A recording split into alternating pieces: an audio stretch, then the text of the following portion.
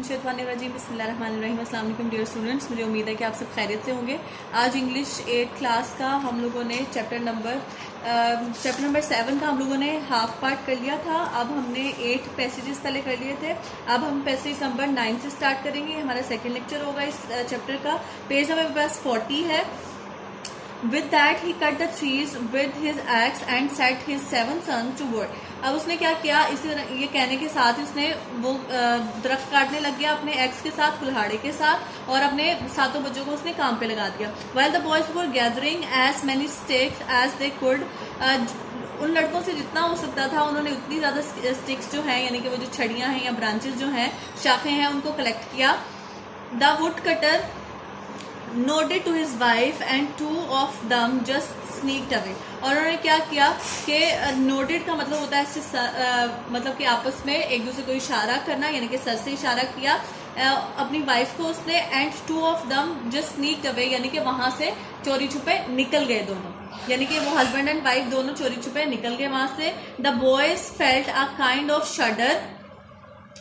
They began to shout and call for their father. अब क्या हुआ, जब बॉयज ने लड़कों ने जब फील किया कि उनके पेरेंट्स उनके इर्द गिर्द नहीं है, तो वो शडर यानी कि बहुत ज्यादा घबरा गए या खौफजदा हो गए, और उन्होंने अपने फादर को, अपने बाप को बुलाना शुरू कर दिया और चिल्लाना शुरू कर दिया, thinking that he might be playing some kind of a trick with them. और उनको लगा कि शायद हो सकता है कि हमारे जो फादर है वो हमारे साथ किसी किस्म का कोई खेल खेल रहे हैं। When, however, he didn't appear for quite some time, they really felt frightened and began to cry bitterly. अब क्या हुआ कि जब वो थोड़ी देर के बाद जब वो वाकई अपीयर नहीं हुए, वाकई वहां पर नहीं आए, तो अब बच्चे बहुत ज्यादा डर गए और उन्होंने क्या करना शुरू कर दिया, बहुत बुरी तरह से रोना और चिल्लाना शुरू कर दिया। Then the clever मिर्चू said, और तब वो जो चालाक मिर्चू था, वो जो छोटा सबसे बच्चा था, उसने कहा, डोंट वरी बॉयज, बिल्कुल भी फिक्र ना करो लड़कों, I know the way home, मुझे घर का रास्ता पता है। All we have to do is to follow the trail of the white stone. हमें सिर्फ ये क्या करना है, हमें सिर्फ ये करना है कि जो सफेद पत्थरों की जो ट्रेल है, यानी कि जो लाइन लगी हुई है, उसको जो वहां पर गिरे हुए हैं, उनको सिर्फ अब हमें फॉलो करना है। Father isn't going to come, वो कहता है कि जो वालिद है वो वापस आने के लिए नहीं गया। बिरचूज brothers however doubted what he said, उसके भाइयों को थोड़ा उस पर शक हुआ कि ये क्या कह रहा है।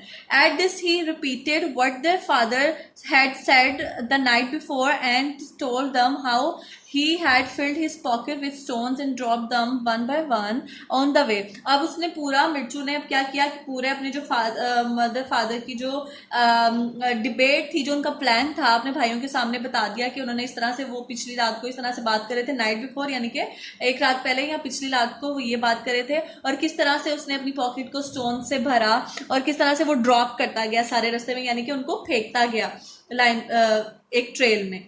So Mirchu led his brothers through the deep forest and along the winding paths until they reached the cottage. अब उसने क्या किया, अब वो मतलब आगे आगे चल रहा था, लीड कर रहा था अपने भाइयों को, और उसके भाई उसके पीछे पीछे चल रहे थे, और फिर इसी तरह से डीप फॉरेस्ट से वो होते हुए और विंडिंग पाथ, यानी कि छोटी छोटी पगडंडियों से और टेढ़े मेढ़े रास्तों से और इधर उधर जाते हुए रास्तों से, बल खाते हुए रास्तों से वो गुजरते हुए अपने कॉटेज तक पहुंच गए। Perhaps, शायद we are not going to be welcome, वो कहता है। अब मिर्चू कहता है कि said Mirchu said softly, Mirchu बड़े आराम से कहता है कि हो सकता है हमें बिल्कुल भी वो लोग वेलकम ना करें, यानी कि खुशामदीद ना करें, हमें मिलके वो खुश ना हो।